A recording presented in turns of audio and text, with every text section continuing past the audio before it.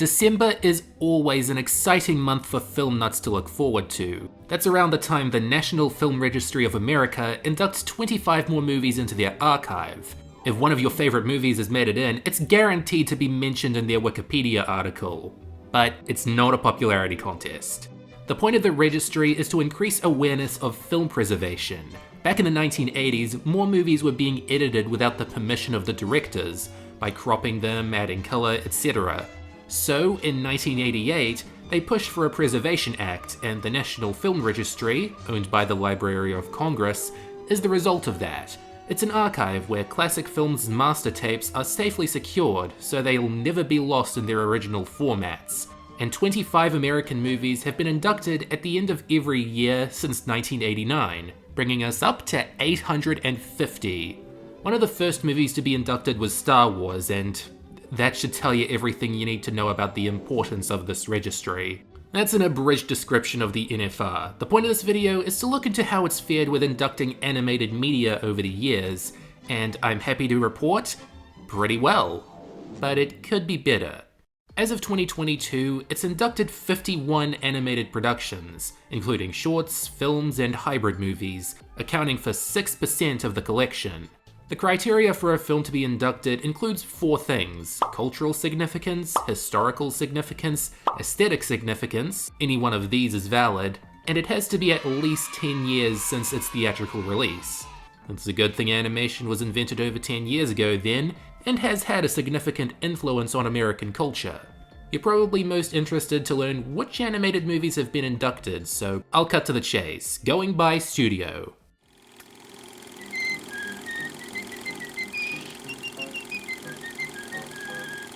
So far, 11 Disney animated movies have been inducted into the National Film Registry, and I sincerely doubt this is going to be it. All 5 Golden Age movies have been added over time, with Snow White and the Seven Dwarfs also being one of the first 25, and Dumbo being the last of this era to get added. You can't argue that it's had the least cultural significance of this batch, but it's tough competition. Of course Fantasia was going to be added, of course Bambi was going to be added, Pinocchio, my favorite movie, that has to be in there.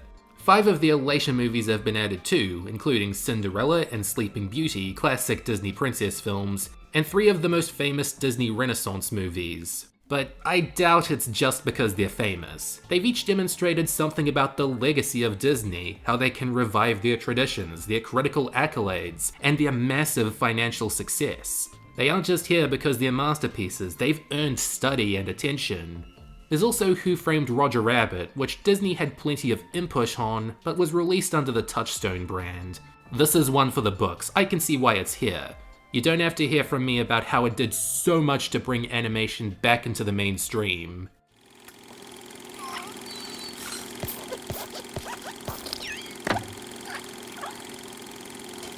With how acclaimed Pixar's body of work is, you might be surprised by how few of their movies are in the registry. Only 2, Toy Story and WALL-E.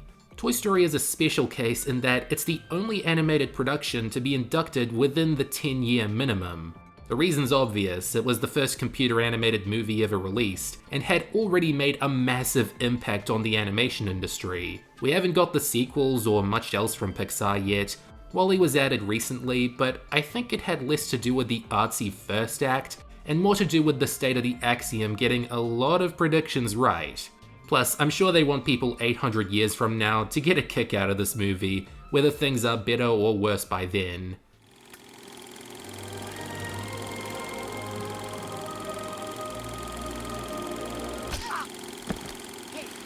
Just Shrek. That isn't much of a surprise. While a somewhat respected studio, their body of work isn't believed to be as sophisticated as Disney or Pixar's. But they've made a big impact on pop culture and internet culture, so why not induct their defining movie? Unfortunately, the NFR rarely inducts sequels, so I don't think there's much hope for Shrek 2 to be added, but I'm happy some part of the franchise is safe and sound. Not a bad selection, but a pretty small one. It's easy to think of animated movies that have made a huge splash outside of the animation community, but way harder to narrow down on the ones that have to be protected at all costs. In a perfect world, everything is, but this isn't a perfect world. The NFR exists to preserve the cream of the crop and make a point about preservation. With that in mind, there's still a lot of work to be done. They've added one animated movie a year every year since 2016, which is a decent number if you think about it. There can never be concrete math on this, but if there was one animated movie for every 24 live-action movies in America, then this is fine as far as representation goes. Still, I have a Christmas wish list worth of animated movies that I hope could be added in the near future, including Alice in Wonderland, 101 Dalmatians, The Jungle Book, The Many Adventures of Winnie the Pooh, The Land Before Time, Aladdin, The Nightmare Before Christmas, South Park Bigger, Longer and Uncut, Finding Nemo, The Incredibles, The SpongeBob SquarePants Movie, and Up. Not all of these movies are my favorites, and there are some I adore that may not fit all the NFR's criteria. And remember, they only induct American movies. There are others from other countries that are great, but would be useless to put in an American film archive. This is about the cultural value, not exactly a chance to pick favorites. When you look over to the short form media they've preserved, that only becomes clearer. There's 37 other short subjects in the registry at the moment, so it would seem they're more popular candidates.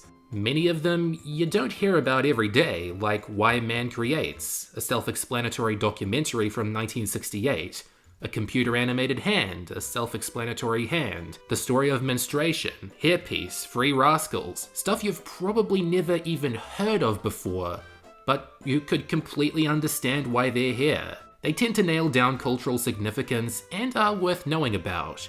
But are your favorite old Disney and Warner Brothers shorts in the registry? Well, some of them are.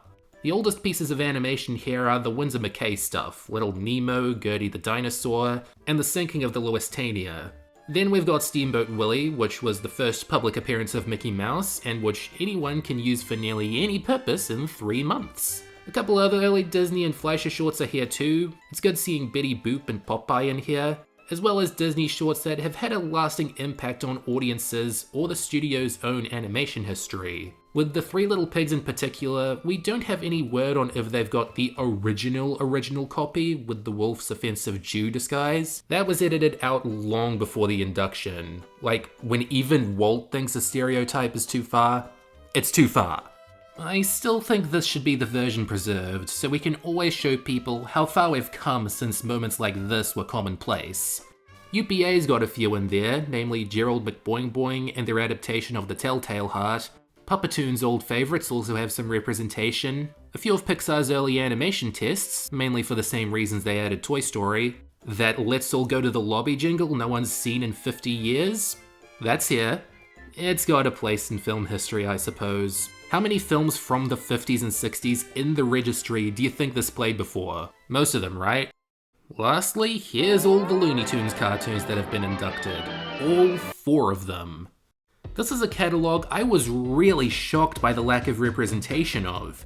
There's 1,000 original Looney Tunes cartoons, so Sturgeon's law dictates that everyone's got a top 10. Doesn't seem the National Film Registry has one though, since they haven't inducted a new one since 2003. Those they've added include Porky and Wacky Land, Duck Amuck, One Froggy Evening, and What's Opera Doc. Some of these you can tell were added simply because they were childhood favourites of the voting committee, but they have good taste. Porky and Wacky Land is where the franchise turned from good to truly loony. Duck Amuck has artistic merit, it's funny seeing a guy pretend a frog can sing and dance for 7 minutes, and What's Opera Doc is a fan favourite Bugs Bunny adventure. But there's more work to be done here that's been on pause for 2 decades. If we're talking the best of this classic American comedy institution, why not add the Dover Boys? Why not add Rabbit Seasoning? And I am so tired of waiting. When's it gonna be my man Foghorn's time in the sun? Don't consider me the biggest diehard Looney Tunes lover who's watched everything they've been in, but even I know the NFR has slim pickings. I guess Roger Rabbit makes up for this, but it has to make up for a lot of other empty space. They haven't got any Roadrunner, Felix the Cat, or Tom and Jerry cartoons yet, which I find absurd. Felix is known for being Mickey before Mickey, and beyond that has still left an impact on American art. The Tom and Jerry short would be wonderful to have in there too, just in case the Turner Film Vault explodes one day. Picking the very best and most significant short they have to offer would be tough, but doable.